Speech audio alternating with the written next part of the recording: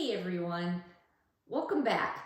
Today I want to talk a little bit about volume ventilation versus pressure ventilation. I have been teaching a long time, quite a few years. And I know my students that struggle with mechanical ventilation, sometimes it goes back to the very beginning, understanding the difference between volume and pressure ventilation. I do a lot of workshops all around the country helping students prep for their credentialing exams, and I see a pattern that those people that struggle with mechanical ventilation really struggle right here is being able to differentiate between volume ventilation and pressure ventilation, or volume control versus pressure control. So I really just want to kind of make a chart and talk about it, because if you're struggling with mechanical ventilation, just go back to the basis, okay? So here's what we've got here. Volume controlled ventilation here, pressure controlled ventilation here, and then we're talking about different features that distinguish the difference between the two. All right, so let's talk about the control variable. When we say control variable, what we're saying is, what do we as respiratory therapists control on that machine? And so in volume ventilation, this is pretty easy, right? It's volume. We set the tidal volume, and it's not going to change. When we say pressure ventilation, that's easy also. We set the pressure, and it is not going to change. Okay, so the control variable is what you set that doesn't change.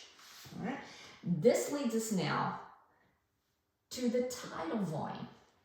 All right, in volume ventilation, if we set the tidal volume and it doesn't change, it's going to be preset. It's going to be constant, which means when you take that tidal volume times the set respiratory rate, you're going to get a fixed minute volume that the machine's going to be delivering.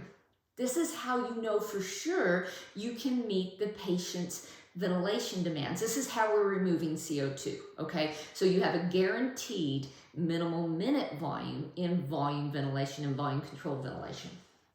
Whereas in pressure control ventilation, because we set the PIP and we don't set the tidal volume, that tidal volume varies, okay? So if the lungs are stiffer or the airway is smaller, we're going to get less tidal volume for that given pressure, all right? So that volume depends on lung compliance and airway resistance, and here's the bad thing about it.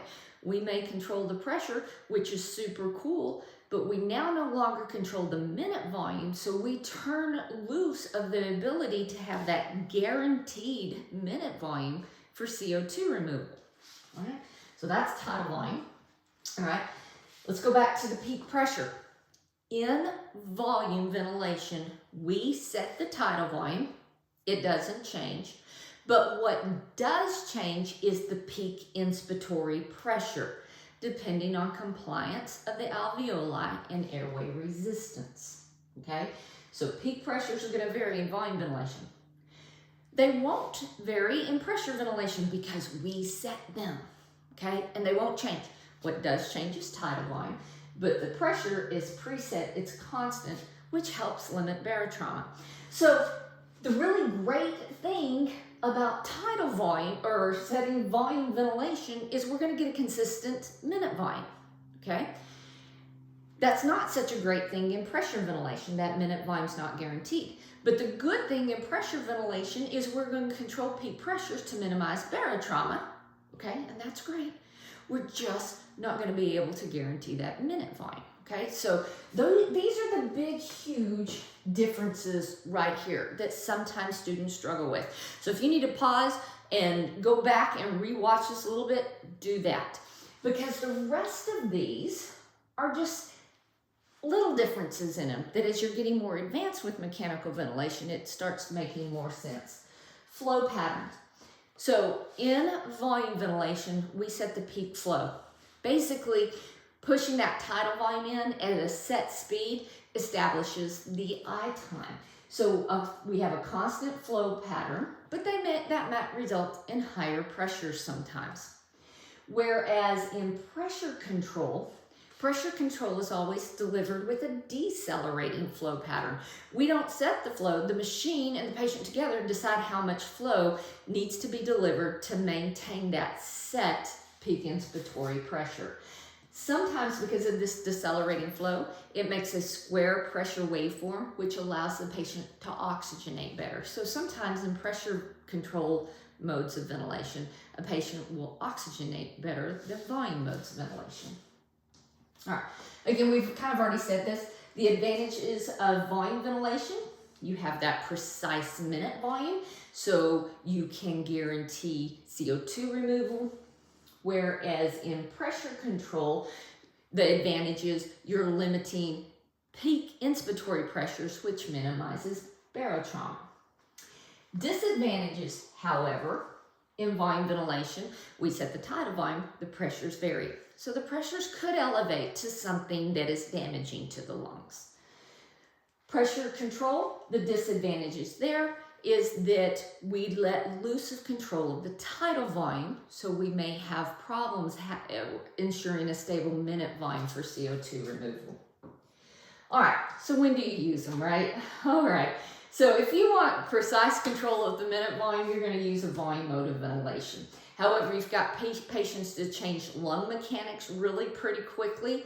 Volume ventilation may not be the best thing. Pressure ventilation is beneficial in limiting peak inspiratory pressure. Oftentimes that's used with something like ARDS, so you can minimize peak pressure. Now, that sounds great, and it is. But just remember, when you limit that peak pressure, you're not going to move as much tidal volume. So this is where low volume ventilation, you start thinking about limiting the peak pressure. Tidal volumes should probably drop. We want to keep those exhale tidal volumes about 4 to 6 mLs per kilo, according to ARDSnet. And when we do that, we're going to have to turn up the respiratory rate just a little bit. So here's just, quick summary of the difference in pressure versus volume ventilation. Definitely something you need to understand and go deeper into mechanical ventilation. Hope this has helped. See you soon.